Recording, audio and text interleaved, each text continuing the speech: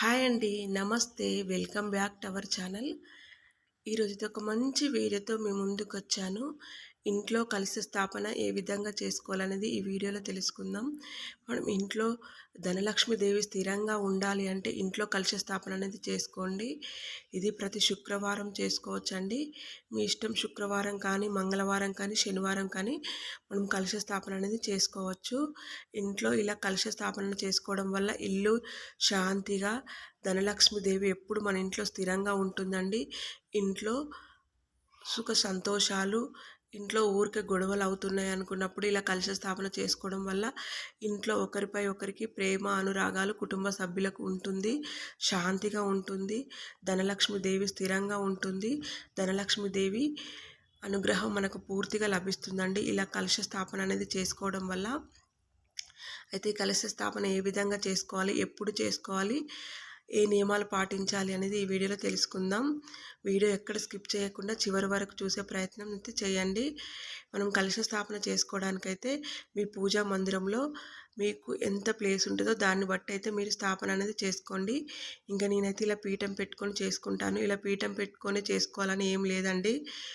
మనము పూజా మందిరంలో కొంచెం పసుపు రాసి లేదా ఆవు పేడ రాసి చిన్న ముగ్గు వేసి కూడా మనం కలశ స్థాపన అనేది చేసుకోవచ్చు. ఎవరి వెసులుబాటును బట్టి వారైతే చేసుకోండి. ఇక్కడైతే నేను ఒక పీఠం అయితే పెట్టుకున్నాను. ఈ పీఠంకు నేను పసుపు రాసుకుంటున్నాను. నేను ఆవు పేడ నాకు ఈసారి దొరకలేదు. ఆవు పేడ దొరికితే ఆవు పేడనే రాసుకుంటానండి. ఇలా పసుపు రాసుకొని అష్టదళ పద్మం అనేది వేసుకోవాలి. వరిపిండితో ముగ్గు అనేది పెట్టుకోండి. ముగ్గు పెట్టుకొని ఈ ముగ్గులో కొంచెం పసుపు, కొంచెం కుంకుమ వేసి ఇంకా మనం కలశ స్థాపన అనేది చేసుకోండి. ఇలా మనము శుక్రవారం కానీ, మంగళవారం కానీ, శనివారం కానీ మన ఇంట్లో కలశ స్థాపన అనేది చేసుకోవచ్చండి. మీకు ఏ దేవుడు ఇష్టమో, మీరు ఏ దేవుడికైతే కలశం పెట్టుకోవాలనుకుంటున్నారో ఆ దేవుడికి కలశం పెట్టుకోవచ్చు. ప్రతి వారము పెట్టుకోవచ్చు. ఈరోజే పెట్టుకోవాలి అనేది ఏం లేదు. నేను శుక్రవారం రోజైతే పెట్టుకుంటున్నాను. మీరు సోమవారం పెట్టుకోవచ్చు, మంగళవారం పెట్టుకోవచ్చు, బుధవారం, ఏ వారమైనా మీరు పెట్టుకోవచ్చు.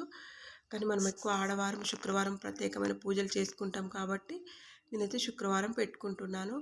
ఇలా మళ్ళీ ఒక పీట పెట్టుకున్నాను. ఎందుకంటే కొంచెం హైట్లో ఉంటే కలశం మంచిగా కనపడుతుంది కదా అని.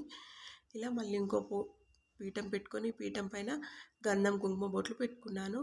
మనం ఇక్కడ ఒక రాగి కానీ, ఇత్తడి కానీ, వెండి కానీ ప్లేట్ అనేది తీసుకోవాలి. ప్లేట్ తీసుకొని ఆ ప్లేట్కు కొంచెం గంధం, కుంకుమ బొట్లు అనేది పెట్టుకోండి. ఇక్కడ స్టీల్ ప్లేట్ మాత్రం అస్సలు తీసుకోకూడదండి. రాగి, ఇత్తడి, వెండి ఈ 2 ప్లేట్లే తీసుకోవాలి. మీకు ఏది వీలుగా ఉంటే అది తీసుకోండి, కానీ స్టీల్ ప్లేట్ మాత్రం తీసుకోకూడదు. ఇలా గంధం, కుంకుమ బొట్లు పెట్టుకున్న తర్వాత ఇందులో బియ్యం అనేది వేసుకోవాలి. నేను పూజల కోసం ఉపయోగించడానికి మనం రైస్ బ్యాగ్ తీసుకొచ్చుకుంటాం కదా, అప్పుడే కొన్ని నేను బియ్యాన్ని అయితే తీసి పక్కన పెట్టుకుంటాను. ఎందుకంటే మనము అంటు ముట్టు తాకని బియ్యాన్ని ఉపయోగించుకుంటే పూజలకు మంచిది కదా. అందుకే నేను కొన్ని బియ్యం అయితే తీసి పక్కన పెట్టుకుంటానండి. ఇందులో కొన్ని బియ్యం అయితే వేసుకోండి. ఇంకా బియ్యం వేసుకొని మనం కలశము ఆగే అంతవరకు అయితే బియ్యం అనేది పోసుకోండి. ఇలా బియ్యం పోసుకున్న తర్వాత ఇందులో కొంచెం పసుపు, కొంచెం కుంకుమ అనేది వేసుకోండి. వేసుకొని ఒక 1 రూపీ కాయిన్ అయితే ఇక్కడ పెట్టుకోండి. 1 రూపీ కాయిన్ పెట్టుకొని ఇక్కడ రాగి కానీ, ఇత్తడి కానీ, వెండి కానీ చెంబు అనేది తీసుకోండి. ఇప్పుడు నేను చూపిస్తున్నాను కదా వీడియోలో, ఇలాంటి చెంబు ఒకటైతే తీసుకోండి. ఎందుకంటే రాగి చెంబు అనేది తీసుకుంటే చాలా మంచిదండి. నిత్య కలశంలో రాగి చెంబు అనేది తీసుకొని దానికి మీ ఇష్టం నామం పెట్టుకుంటారా, ఎలా బొట్టు పెట్టుకుంటారో అది మీ ఇష్టం అండి. ఇక్కడైతే నేను కళ్యాణ తిలకం పెట్టుకుంటున్నాను. నేను శుక్రవారం రోజు కలశం పెట్టుకుంటాను కాబట్టి అమ్మవారికి సంబంధించిన బొట్టు అనేది పెట్టుకుంటున్నాను. మీ ఇష్టం, మీరు ఏదైనా పెట్టుకోవచ్చండి. పెట్టుకొని ఒక దారం తీసుకోండి. దారం తీసుకొని ఆ దారానికి పసుపు రాయండి. 5 పోగులు కానీ 9 పోగులు కానీ దారం అనేది తీసుకోవాలి. లేదంటే ఇప్పుడు మనకు మార్కెట్లో దొరుకుతుంది కదా, నేను చూపించినటువంటిది ఇలాంటి దారం అన్న తీసుకొచ్చుకోండి. కంకణాలు కట్టుకోవడానికి తీసుకొని ఇలా ఒక పసుపు కొమ్ము తీసుకొని మనము ఈ చెంబుకు కంకణం అయితే కట్టుకోవాలి. కట్టుకొని పసుపు కొమ్ముకు గంధం, కుంకుమ బొట్లు అనేది పెట్టుకోండి. పెట్టి ఈ చెంబును ఇక్కడ స్థాపన అనేది చేసుకొని ఇందులో నీళ్ళు అనేది వేసుకోవాలి. నీళ్లు వేసుకోండి. సగం వరకు నీళ్ళైతే వేసుకోండి. చెంబులో సగం వరకు నీళ్లు వేసుకున్న తర్వాత అందులో పసుపు, కుంకుమ, గంధం, అక్షంతలు, మీరు శుక్రవారం రోజు కలశం పెట్టుకుంటే తులసి దళాలు కూడా వేసుకోవచ్చండి. ఒక వినాయకునికి కలశం పెట్టుకుంటే మాత్రము తులసి దళాలు వేయకూడదు, మారేడు దళాలు వేయొచ్చు. వేసుకున్న తర్వాత ఇందులో ఒక వెండి కాయిను, బంగారము ఒక 1 రూపీ కాయిన్ అయితే వేసుకోండి. మీ దగ్గర వెండి బంగారం లేదనుకుంటే 1 రూపీ కాయిన్ వేసుకున్నా సరిపోతుంది. ఇలా వేసుకున్న తర్వాత ఇందులో ఒక పువ్వు అనేది వేసుకోండి. కొంచెం సువాసన కోసం జవ్వాది పౌడరు, అత్తర్ అనేది వేసుకోండి. పచ్చకర్పూరం వేసుకోండి. ఇలా వేసుకున్న తర్వాత సుగంధ ద్రవ్యాలు ఏవైనా వేసుకోవచ్చండి. ఇలా వేసుకున్న తర్వాత ఒక 5 తమలపాకులు తీసుకోండి, లేదా 5 మామిడి ఆకులు తీసుకోండి. తీసుకొని ఇక్కడ పెట్టుకోండి. మనము కలశం వరలక్ష్మి వ్రతాలకు పెట్టుకుంటాం కదా, అదే విధంగా మనం ఇక్కడ నిత్య కలశం కూడా పెట్టుకోవాలి. మామిడాకులు తీసుకొని, ఇంకా మామిడాకులు కానీ తమలపాకులు కానీ 5 తీసుకొని ఈ కలశంలో పెట్టి కొబ్బరికాయ అనేది తీసుకోండి. కొబ్బరికాయ ఇక్కడ మీరు పీచుతో ఉన్న కొబ్బరికాయనే తీసుకోవచ్చు, కొబ్బరి బోండమైనా తీసుకోవచ్చు. ఇప్పుడు నేను తీసుకున్న కొబ్బరికాయనే తీసుకోవచ్చు. నేను తీసుకున్న కొబ్బరికాయకు బొట్టు పెట్టడానికి కోసం కొంచెం పసుపు, కొంచెం గంధం వేసి నీళ్లు వేసి కలుపుకుంటున్నాను. ఎందుకంటే పసుపులో కొంచెం గంధం వేయడం వల్ల మనకు 1 వీక్ వరకు పసుపు ఆరిపోయినప్పుడు రాలిపోతుంది కదా, గంధం వేస్తే రాలకుండా ఉంటుంది. ఇలా కలుపుకొని ఇలా బొట్టు అయితే పెట్టుకోండి. ఇలా బొట్టు మీ ఇష్టం వచ్చినట్టు పెట్టుకోండి. మీరు నామం పెట్టుకుంటారా, బొట్టు పెట్టుకుంటారా, మీకు ఎట్లా నచ్చితే అట్లా పెట్టుకోండి. ఇలా పసుపుతో బొట్టు అనేది పెట్టుకున్నాను. మీరు పీచుతో కొబ్బరికాయ పెట్టుకోవచ్చు, కొబ్బరి బొండా పెట్టుకోవచ్చు అని చెప్పాను కదా.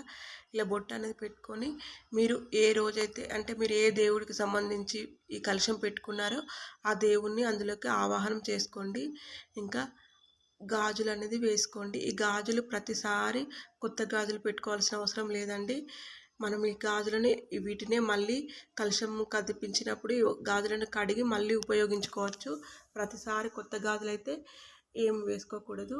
ఈ కలశం పైన అరిచేయి పెట్టి గంగేచ యమునేచ గోదావరి నర్మద అనే శ్లోకం ఉంటుంది కదా, అది చదువుకొని మీరు ఏ దేవుడినైతే ఆవాహం చేసుకుంటారో, నేను ఇక్కడ లక్ష్మీనారాయణుని ఆవాహం అనేది చేసుకున్నా. ఓం లక్ష్మీనారాయణ నమః ఆవాహామి అనుకుంటూ ఈ కలశంలోకి మనము ఆ దేవుణ్ణి ఆవాహం చేసుకోవాలి. చేసుకొని ఇంకా పూలతో అలంకరణ అనేది చేసుకోండి. ఇంకా మీకు ఇష్టం వచ్చినట్టయితే అలంకరణ అనేది చేసుకోండి. అది ఎవరి వెసులుబాటును బట్టి వారైతే అలంకరణ అనేది చేసుకుంటారు. చేసుకొని దీపారాధన చేసుకొని, మనం శుక్రవారం రోజు పెట్టుకున్నాం కాబట్టి అందరం శుక్రవారం రోజు లక్ష్మీదేవి పూజ చేసుకుంటాం కదా, యథావిధిగా లక్ష్మీదేవి పూజ అనేది చేసుకోండి.